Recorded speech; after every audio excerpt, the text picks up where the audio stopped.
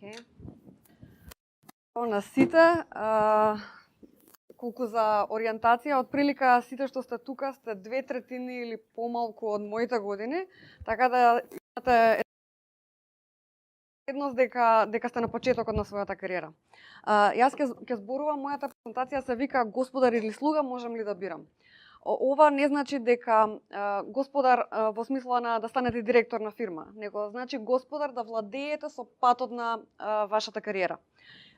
Ова е цитат од Фата Моргана од албумот Саф од 2001 година и целта на мојата презентација е да ви кажам дека да бидете господар на својата кариера не е Фата Моргана. Туку е нешто кое што сите може да го прават. Представување како на станок на алкохоличари, јас сум Калина Загравска и јас сум Remote Product Manager. Не знам дали знаете што е професијата Product Manager, ќе влезам во мала дискусија и тоа мојата интерпретација како јас ја објаснувам на луѓе што се постари од 50 години кои што ме прашуваат со што се бавам јас. Јас работам виртуелно со девелопери, дизајнери и продакт менаџери од целиот свет за остварување на цел на некој клиент. Таа цел најчесто е веб апликација или мобилна апликација. Кога ме прашуваат, добро, што правиш, значи по цел ден седиш на компјутер, да, што е работата? Јас би рекла дека тоа е микс на две должности. Едната е концерт мајстор, а другата е жане кадрово HR менаџер. Тоа значи дека си одговорен во исто време за изведбата на целиот проект и за односите внатре во тимот. Значи, дали има конфликти, дали одговорноста добро поделена и дали луѓето всушност работат на тоа што го сакаат или се осеќаат дека го прават тоа заради тоа што мораат. Ќе ви кажам и од прилика како сум дошла до овој пат, заради тоа што оваа професија не е многу рекламирана и не е многу не е да речеме мнозинство на IT во IT светот. Од прилика во една компанија на 10 девелопери има еден или двајца продакт менаџери. Мојата кариера почнува пред 11 години. Првото вработување ми беше во Македонски телеком. Дипломет сум на електротехнички факултет и во тој момент стартап имаше многу малку. Кариерниот пат обично беше да се вработиме во една од двете главни фирми, Сивус и Телеком. Одите на тестирање, 50 луѓе од генерацијата се тестираат во исто време за 3 или 4 работни места. Тоа во многу нешта беше формативно искуство за мене, заради тоа што никој не ви верува, почнувате од нула и ви даваат да пишувате JavaScript warning на апликации со 10.000 линии код, да пишувате работи кои што се незначајни, кои што може да поминат и без тоа, не ви даваат никаква одговорност, меѓутоа се докажувате со текот на времето. Таму поминав 5 години и прогресирав низ пат на кој што почнувајќи од таму, понатаму учествував во имплементацијата на тоа што е сега Max TV, значи интернет телевизија.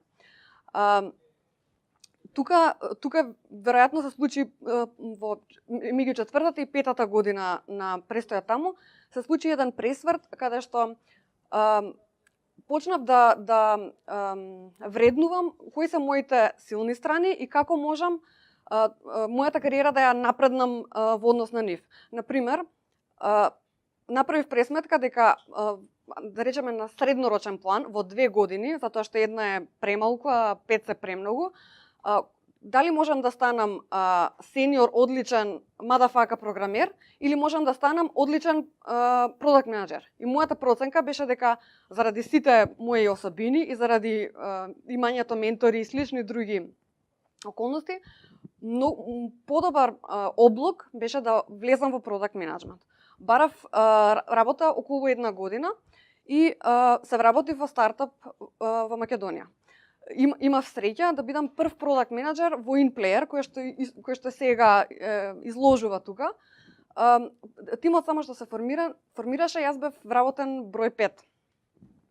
Значи, фирмата се развиваше, имаше подеми, падови, меѓутоа, искуството од таму ми покажа многу други работи кои што во фирма како Телеком никогаш не би можела да ги сретнам. Тоа се односи со инвеститори, што е мени важно, трошоци, припремање извештаи по англиски стандарди за да англиската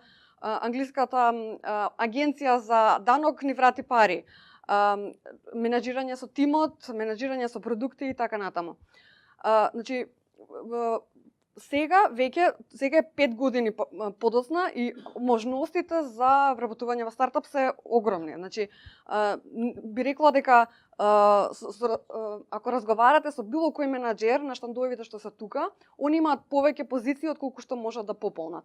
Исто така, како екосистем и како стартап заедница, тоа кажуваат и фондовите кои што тука работат. Имаат повеќе пари за пласирање отколку што можат да најдат кандидати кои што ги исполнуваат условите да вложат во нив. Така да после тоа време во Inplayer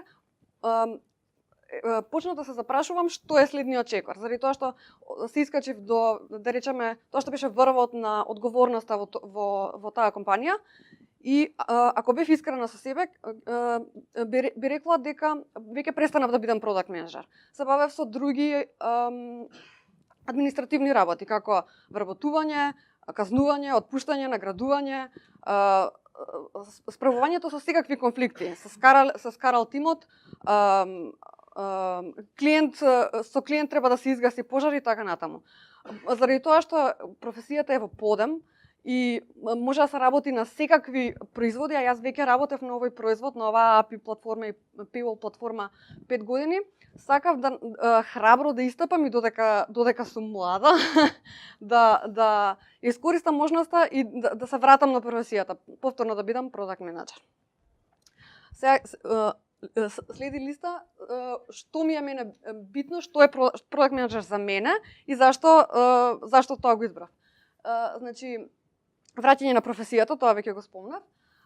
Слобода и патување, мислам там две точки што мене ми беа важни. Слобода не во однос на тоа дека јас сакам слободно време да станам во 12 и да работам 2 сати, него во смисла на тоа дека кога имате некоја цел, патот го дефинира продакт менеджер, всушност. Не сте обврзани од тоа што клиентот го сака по секоја цена. Тоа ми беше многу важно заради тоа што мислам дека имам ограничено време да таа моја експертиза да ја развивам. Може би уште 10 години. Патување исто така, значи до минатата година, секоја година од прилика од 20 дена годишен одмор, 10 ми беа пропаднати заради тоа што секогаш има некој лајв евент што треба да се снима, секогаш има некој нешто итно што треба да се направи и иако имав голема желба и сите патувања ми се поврзани со концерт или со нешто, не можев да стигнам да го видам се до тоа што го сакав, нема време. Другата вистина која што сите ми ја спомнуваат и ја имаат како перцепција, дали седиш во пижами дома и гледаш телевизија и работиш на компјутер и така за тоа те плаќаат? Не, значи никогаш не се седи во пижами дома. Тешко е да се објасни на родители и постари луѓе како тоа по цел ден седиш на компјутер и разговараш со некој, како знаат они дека не забушаваш.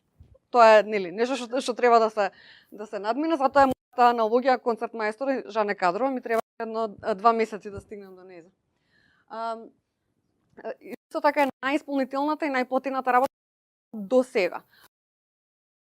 Најплатената реално заради тоа што работиш на странски пазар, најисполнителната за тоа што оваа работа ги исполнува сите чекмарки што јас претходно сум си ги кажала. Тоа значи дека понекогаш заради тоа што работиш со девелопери во Калифорнија, кои што до последен момент во петок нема да направат релиз, во 11 вечер во петок си тестирам мобилна верзија, ама тоа не го сметам за голема жртва или фрустрација воопшто. Напротив, го сметам за дел од работата и после тоа секој ден, секој понеделник се враќам со елан на работа. И најбитно дека сум господар на времето и на судбината професионално. Значи, тоа не значи дека ми е мене битно дека јас сум директор на фирма во која што сум само јас, туку дека осеќам дека јас владеам со ситуацијата, дека јас владеам какви проекти ќе бирам, владеам каде ми оди кариерата, што учам, на кој начин учам, дали се подобрувам или не и така натаму.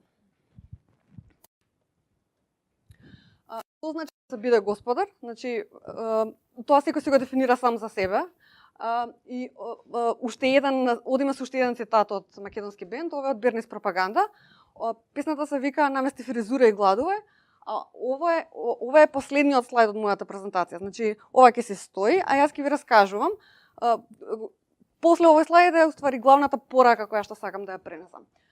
Значи, ова е осликување на македонскиот менталитет. Ти си роден гений, чека шанса, штета космосот е против тебе. И ова е најглавната работа што сакам да ја пренесам, всушност. Дека никој да се отстрани од себе, уште од почеток на кариерата по можност, од тоа чувство на следување, дека животот ви должи нешто заради тоа што сте завршиле со висок просек или заради тоа што многу работите, меѓутоа колегата е поплатен од вас. Значи, тоа чувство кога ќе се тргне, тоа, да речеме, таа кочница, понатаму животот е полесен, рекла. Така да, после ова, мислам дека има организирано со организаторите, се пушти песната на пауза. Значи, тоа што сакам да го истакнам е дека треба низ три призми да се гледа тоа што патот кој што ќе го трасирате понатаму. Првин, да бидете свесни за себе и за вашата улога во вашата компанија и општо во светот. Значи, да речеме, морате да бидете свесни што е, зашто барате 500 евра плата или 1000 евра плата од вашата компанија. Како вашата компанија заработува и дали вие донесувате вредност од таа сума или не. Ако не донесувате, кое е времето со кое што вашиот инвеститор ќе ве толерира да учите? Кој е неговиот трошок? Кој е неговиот профил и која е неговата мотивација? Дали он нафтен магнат на кој што парите не се проблем и секој трошок, ако донесе $1 продажба е одлично, или е инвеститор кој што инвестира своја лична заштеда и од своето семејство зема за да ви даде вас плата. Значи, да бидете реални во однос на тоа од каде доаѓаат парите, како течат и како се заработуваат. Тоа, мислам, ние не сме навикнати да размислуваме во такви тешки капиталистички рамки. Мене за ова се освестив тек во последната година, кога работев доста со Запад и кога сватив дека они го вреднуваат времето во дневница по час.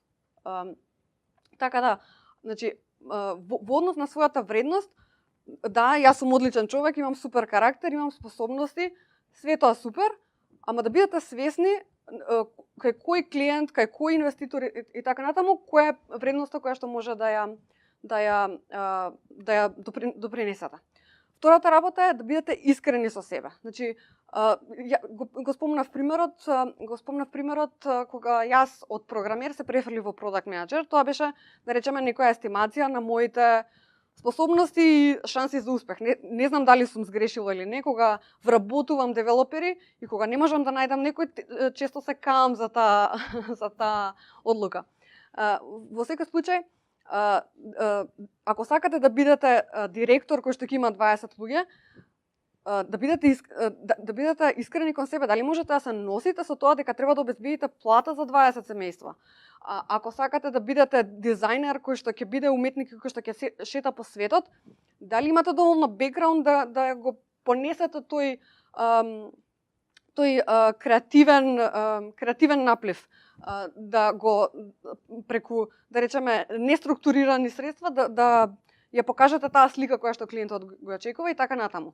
Во големата слика да бидете искрени што е вашата сила и како вашата професија ќе ве надополнува како човек.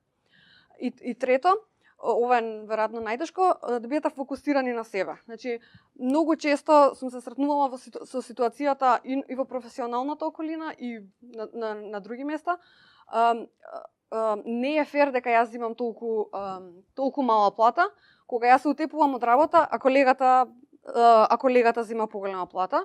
Реалноста е дека платите во Македонија варираат по 10-кратно. Значи, од 300 до 3000 евра има диапазон на платите во Македонија. Така да, во тоа, ако сакате да успеете, од многу нешта ќе треба да се откажете. Јас од тоа што се откажав и што ми беше многу тешко, е одење по протести.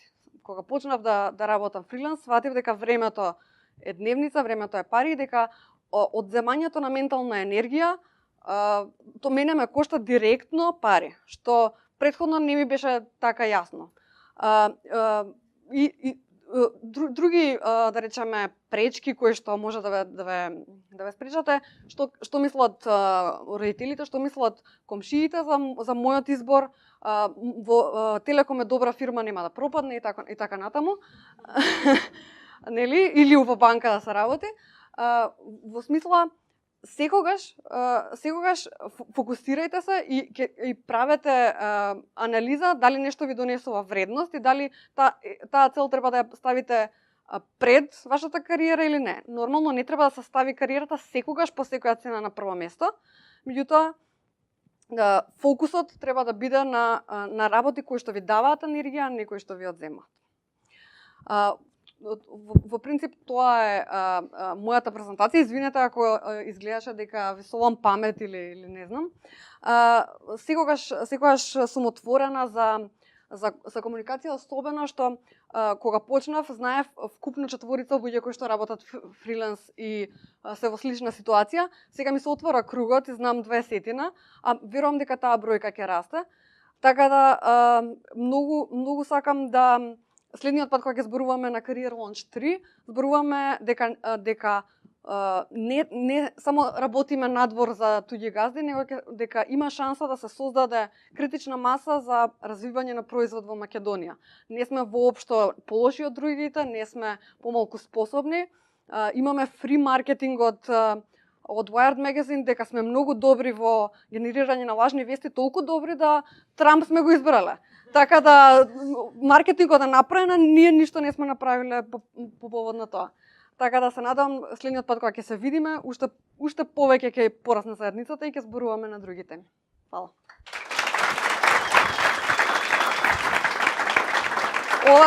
Ова се моите детали, мејл и Твитер, на Facebook по име. Заборев да прашам ако има некои прашања. Има некои прашања, може да